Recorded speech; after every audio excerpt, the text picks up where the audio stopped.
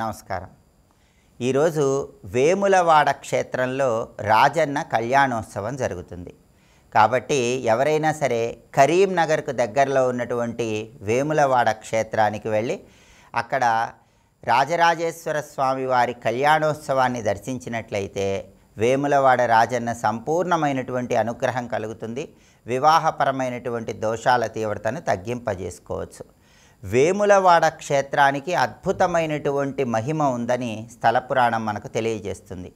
శ్రీశైల శిఖరాన్ని చూస్తే ఏ విధంగా పునర్జన్మ ఉండదో, కాశీలో శరీరాన్ని విడిచిపెడితే ఏ విధంగా మోక్షం కలుగుతుందో, అలాగే వేములవాడ క్షేత్రానికి వెళ్ళి రాజన్నను దర్శనం చేసుకున్నా కూడా అంతటి ఫలితమే కలుగుతుందని స్థల పురాణం మనకు తెలియజేస్తోంది. ఈ వేములవాడ క్షేత్ర వైభవం మనం పరిశీలిస్తే వేములవాడ క్షేత్రంలో ధర్మగుండం ఉంటుంది. ఎవరైనా సరే ఆ క్షేత్రానికి వెళ్ళినప్పుడు ధర్మగుండంలో తప్పనిసరిగా స్నానాన్ని ఆచరించాలి. ఒకానొక సమయంలో దేవేంద్రుడు కూడా వృతాసురుణ్ణి సంహరించిన తర్వాత బ్రహ్మహత్యా పాతకాన్ని పోగొట్టుకోవటానికి వేములవాడ క్షేత్రంలో ధర్మగుండంలో స్నానాన్ని ఆచరించాడని స్థల పురాణం మనకు తెలియజేస్తోంది. అలాగే సూర్యుడు కూడా ఒకానొక సమయంలో వేములవాడ క్షేత్రంలో ధర్మగుండంలో స్నానం ఆచరించాడు. అందుకే దీన్ని భాస్కర తీర్థం, భాస్కర క్షేత్రం అనే పేర్లతో కూడా పిలుస్తారు.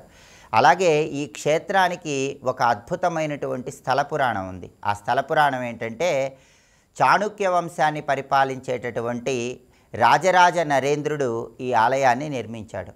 రాజరాజ నరేంద్రుడు ఒకానొక సమయంలో పొరపాటున లేడి అనుకొని ఒక మహర్షి ప్రాణాన్ని తీస్తాడు. దానివల్ల బ్రహ్మహత్యా పాతకం చుట్టుకుంటుంది.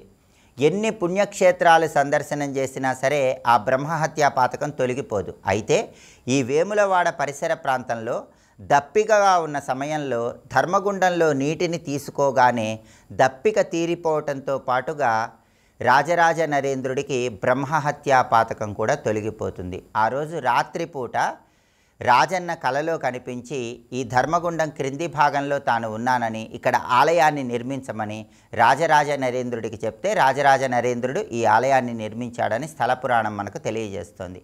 కాబట్టి అన్ని రకాలైనటువంటి పాపాలను పోగొట్టే శక్తి వేములవాడ క్షేత్రానికి ఉంటుంది. ఈ వేములవాడ క్షేత్రానికి వెళ్ళినప్పుడు ఇక్కడ పరమేశ్వరుడికి కోడెదూడ మొక్కులు చెల్లించుకుంటారు. అది ఈ క్షేత్రానికి ఉన్నటువంటి ప్రాధాన్యత.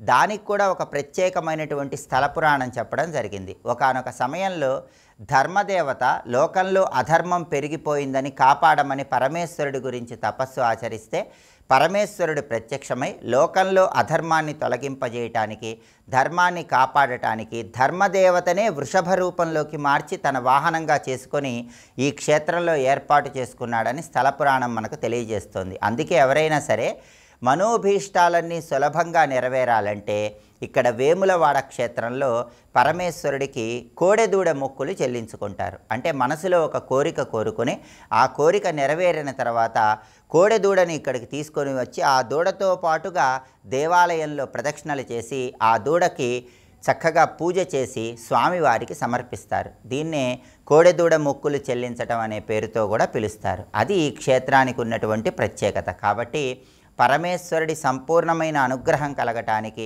సమస్త బ్రహ్మహత్యా పాతకం లాంటి భయంకరమైనటువంటి దోషాలు పోగొట్టుకోవటానికి వేములవాడ క్షేత్రానికి వచ్చి ధర్మగుండంలో తప్పనిసరిగా స్నానాన్ని ఆచరించాలి.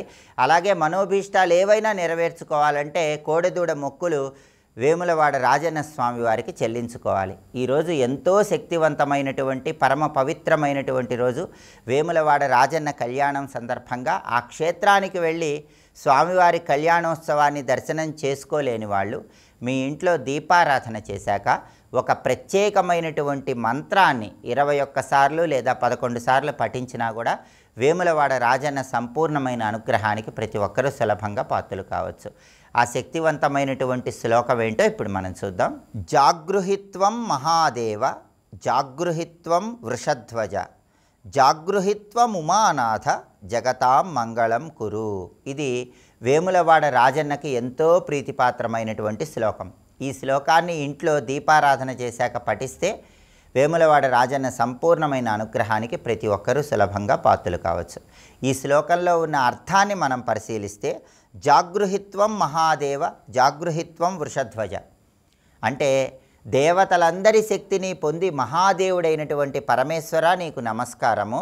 వృషధ్వజ అంటే వృషభాన్నే వాహనంగా కలిగినటువంటి పరమేశ్వర నీకు నమస్కారం, మేలుకొని మమ్మల్ని అనుగ్రహించు అని ప్రార్థిస్తున్నాం. అలాగే జాగృహిత్వం ఉమానాథ జగతాం మంగళం కురు, సాక్షాత్తు ఉమాపతి అయినటువంటి పరమేశ్వర నీకు నమస్కారం, నువ్వు మేలుకొని మమ్మల్ని అనుగ్రహించు, జగతాం మంగళం కురు, జగత్తు మొత్తానికి మంగళములు శుభాలను కలిగింపజేయి అని ప్రార్థించడమే ఈ శ్లోకంలో ఉన్నటువంటి భావము. ఇది వేములవాడ రాజన్నకు ఎంతో ప్రీతిపాత్రమైనటువంటి శ్లోకం. కాబట్టి మంత్రశాస్త్రపరంగా వేములవాడ రాజన్న కళ్యాణోత్సవం సందర్భంగా ఆ క్షేత్రానికి వెళ్ళి కళ్యాణాన్ని దర్శించలేని వాళ్ళు వేములవాడ రాజన్న సంపూర్ణమైన అనుగ్రహం కలగటానికి ఇంట్లో దీపారాధన చేశాక ఏ శ్లోకాన్ని పఠించుకోవాలో ఇంకొకసారి చూద్దామా మరి. జాగృహిత్వం మహాదేవ జాగృహిత్వం వృషధ్వజ జాగృహిత్వం ఉమానాథ జగతాం మంగళం కురు. శ్లోకం చదువుకోండి. వేములవాడ రాజరాజేశ్వర స్వామి వారి సంపూర్ణమైన కరుణా కటాక్ష వీక్షణాలకు ప్రతి ఒక్కరూ కూడా సులభంగా పాత్రలు కండి. స్వస్తి.